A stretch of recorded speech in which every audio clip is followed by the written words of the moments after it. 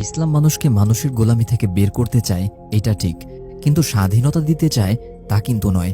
বরং ইসলামও মানুষকে গোলামিতে আবদ্ধ করতে চায়। তবে পার্থক্য হলো সেই গোলামি মহান আল্লাহ সুবহানাহু ওয়া তাআলার, আমাদের প্রকৃত মালিকের।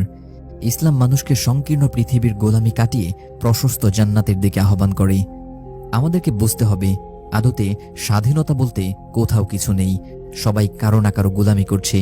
কেউ নিজের খেয়াল খুশি বা নফসের গোলামি করছে, আর কেউ আল্লাহর হুকুমের গোলামি করছে। রাষ্ট্রীয়ভাবে পশ্চিমা সভ্যতা এই দাবি করে যে রাষ্ট্র এমন পলিসি গ্রহণ করবে যাতে ব্যক্তি তার যা ইচ্ছে তাই করার স্বাধীনতা পায়। এই পথে কেউ বাধা হতে পারবে না। যেমন পুরুষ পুরুষকে বিয়ে করবে নাকি নারীকে, এটা তার ইচ্ছে। সমকামিতা যদি কেউ ভালো মনে করে তাহলে সে তাও করতে পারবে, সমস্যা নেই, ইত্যাদি ইত্যাদি।